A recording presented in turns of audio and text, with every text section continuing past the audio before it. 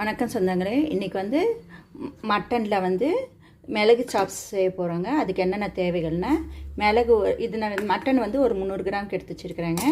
மிளகு வந்து ஒரு 2 ஸ்பூன் அளவுக்கு எடுத்து வச்சுக்க. ஒரு 10 சின்ன வெங்காயம், 2 வரமிளகாங்க, இஞ்சி பூண்டுங்க ஃப்ரெஷ்ஷாக, அப்புறம் ஜீரகம்லாம் போடக்கூடாதுங்க.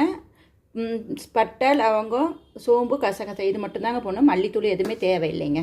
இது மட்டும் போட்டு வறுத்துட்டு பண்ணணுங்க. இப்போ ஃபஸ்ட்டு வந்து எண்ணெய் காஞ்சிடுச்சிங்க. மிளகு வந்து பொரிய விடணுங்க.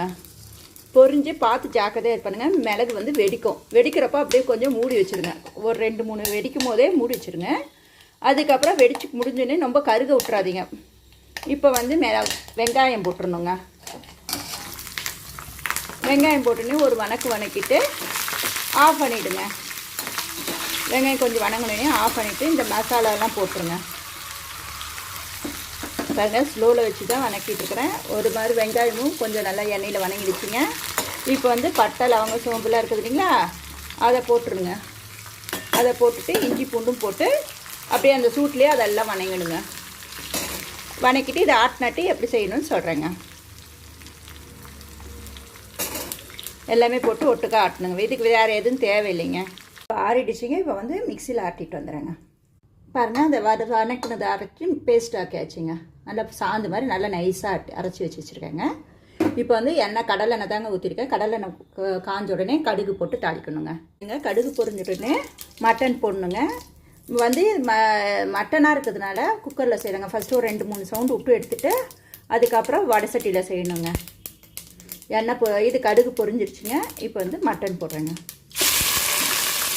எப்போவுமே வந்து எண்ணெயில் வந்து கொஞ்சம் நேரம் அந்த மட்டன் நல்லா வணக்கணும். உப்பு மஞ்சத்தூளும் போட்டு நல்லா வணக்கினப்ப இந்த மட்டனோட பச்சை வாசம் போயிடுங்க. அதுக்கோசரம் சொல்லுங்க. இதிலே கொஞ்சோண்டு உப்பும் மஞ்சத்தூளும் போடணுங்க. இதில் வந்து மட்டன்லேருந்து தண்ணி விடுங்க. அந்த மட்டன்லேருந்து தண்ணி விட்டு அது சுண்டுற வரைக்கும் வணக்கணுங்க. பாருங்கள், தண்ணி இருக்குதுங்க. அந்த மட்டன்லேருந்து வடிங்க தண்ணி. அந்த தண்ணியெல்லாம் நல்லா சுண்டணுங்க. பாருங்கள், தண்ணியெல்லாம் சுண்டி போய் இப்போ வந்து எண்ணெய் மட்டும்தாங்க இருக்குது. இது நல்லா வணங்கிடுச்சிங்களா. இப்போ வந்து நம்ம அரைச்சி வச்ச பாருங்கள், அந்த மசாலா போட்டுடலாங்க. இதை போட்டு ஒரு 2 நிமிஷம் வணக்கணுங்க. அப்போ தான் அந்த மட்டனில் வந்து இதெல்லாம் ஒட்டுங்க. ஏற்கனவே கொஞ்சம் உப்பு போட்டாச்சுங்களா. இப்போ அந்த காரதும் இதுவும் செய்கிறப்ப அந்த மட்டனில் வந்து உள்ளார கொஞ்சம் இறங்குங்க. கொஞ்சம் 2 நிமிஷம் வணக்கிட்டு அது மட்டன்லாம் நீங்கள் வந்து அந்த நெஞ்சு பகுதி எடுத்திங்கன்னா நல்லா இருக்குங்க. பாருங்கள், நல்லா கொஞ்சம் ஒரு 2 நிமிஷம் நல்லா வணக்கிட்டோங்க.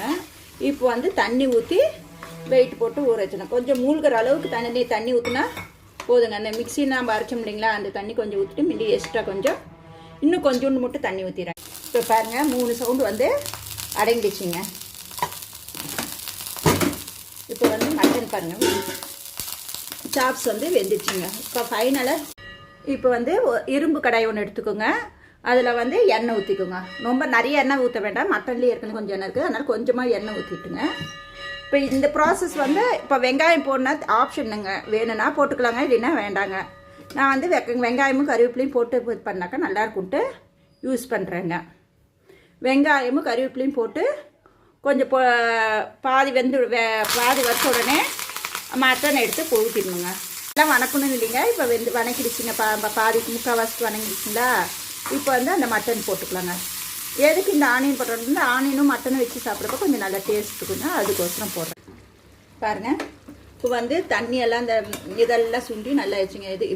இதுக்கு இரும்பு வடசட்டியில் போட்டோம்னா அது ஒன்றும் கொஞ்சம் கடைகளில் ஹோட்டலில் வர மாதிரி நல்ல மசாலா நல்லா இருக்குங்க.